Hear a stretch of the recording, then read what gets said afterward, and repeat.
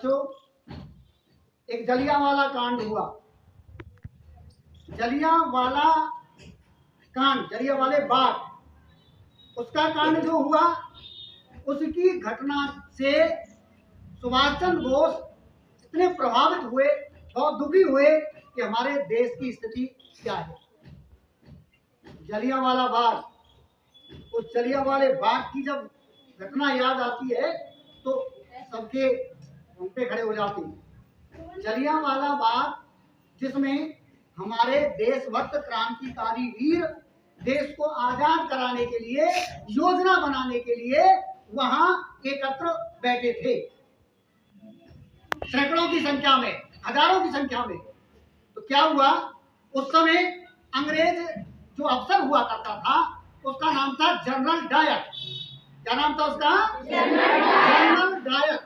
General Dyer को जब ये पता चला, ओहो, ये भारतीय कुत्ते हमें भगाने की योजना बना रहे हैं जलियांवाले बाग में, तो जनरल डायर ने जलियांवाले बाग को चारों तरफ से तोपें लगवा दी, बंदूकें लगवा दी और घेर लिया। बिना किसी सूचना के जितने देशभक्त वहां इकट्ठे हुए थे, चारों तरफ से गोलियों की वर्षा करवा दी। जलियांवाले बाग में खून की नदियां बह गई। वो जलियांवाला बाग, जो देशभक्त वहां इकट्ठे थे, कितने ही मारे गए और कुछ वहां से जैसे तैसे निकले। बच्चों, उस सभा में एक उधम सिंह नाम का बालक था, वह भी उस सभा में मौजूद था। मगर जब गोलियों की वर्षा हुई तो संयोग से वहां एक पीपल का पेड़ था। पीपल का पेड़ कई पोले पेड़ होते हैं, तो जो पोला पेड़ था उसमें जाकर के वह उधम सिंह नाम का बालक छुपा। और जब जनरल डायर और अंग्रेजी सेना वहां से जा चुकी, उनकी नदियां बहा करके वह बालक उधम सिंह उस पीपल के पोल में से निकलता है और इस भारत माँ की रज को अपने माथे पर लगा कर कहता है कि माँ, जब तक जनरल डायर को दुनिया से नहीं मिटा दूंगा तब तक चैन से नहीं बैठूंगा।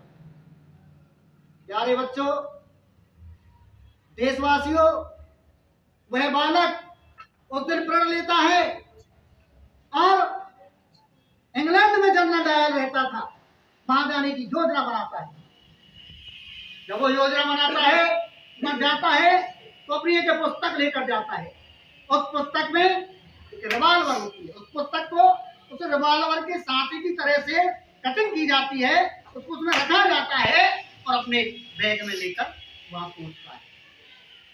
बच्चों, जब वह उधम सिंह, उसकी मात्र उम्र 13-14 वर्ष की थी, उस समय इंग्लैंड पहुंचता है तो वहां योजना से कि मुझे कॉलेज में पहले यहाँ एडमिशन लेना है, पढ़ाई के उद्देश्य से, तब अपनी योजना को अंजाम देना है। तो बालक प्रिंसिपल के पास जाता है, उस कॉलेज के प्रिंसिपल से कहता है कि मुझे यहाँ प्रवेश दिया जाए। तो प्रिंसिपल कहता है, तू कहाँ का रहने वाला, क्या तेरा नाम है, किस कारण से आया, क्या तेरा काम है? बालक उधम सिंह जवाब देता है, मैं भारत का रहने वाला उधम सिंह मेरा नाम है, शिक्षा के कारण आया, छोटा सा मेरा काम है। जब सुना उस प्रिंसिपल ने कि भारत का बालक शिक्षा के लिए आया है, तो प्रिंसिपल ने कहा कि यहाँ इस कॉलेज में प्रवेश जनरल डायर की अनुमति के बाद में ही मिल सकता है। बिना जनरल डायर की अनुमति के यहाँ प्रवेश नहीं मिल सकता। वह बालक उधम सिंह वहां से चला जाता है और जानकारी करता है कि जनरल डायर कहाँ मिलेंगे।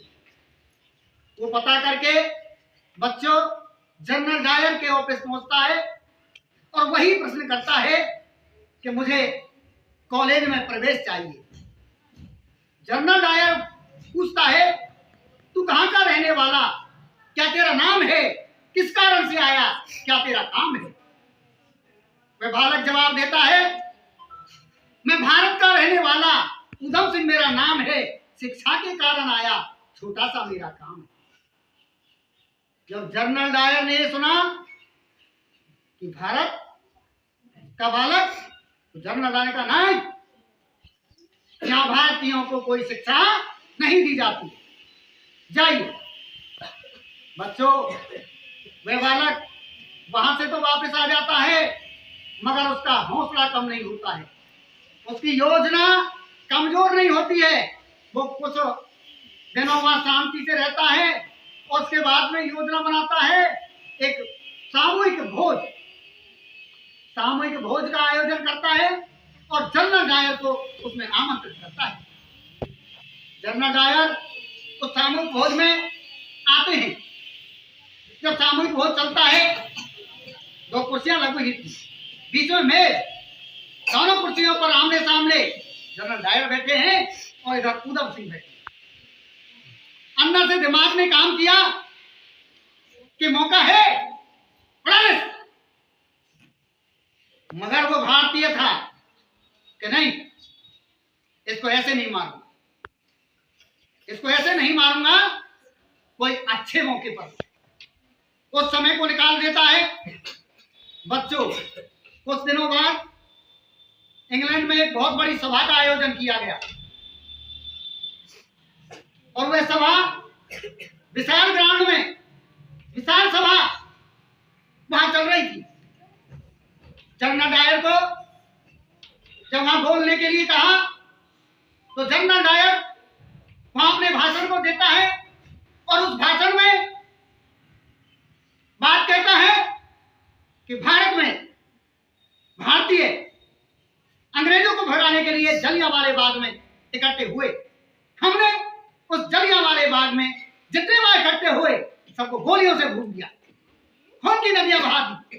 जब ये बात जनरल डायर इंग्लैंड की बड़ी सभा में बोलता है, वह ऊधम सिंह नाम का बालक उस सभा में मौका पा करके आगे ही बैठा हुआ था और वह बालक जैसे ही जनरल डायर तेजी से गुस्से में भारतीयों की लिए बोल रहा था और अवसर पेश कर रहा था, देश के विरोध में बोल रहा था, प्यारे बच्चों, वह ऊधम सिंह नाम का बालक वह सामने से खड़ा होता है और उस मंच पर जाता है, अपनी रिवॉल्वर को निकालता है और सीधे सीने में जनरल डायर के गोली मारता है।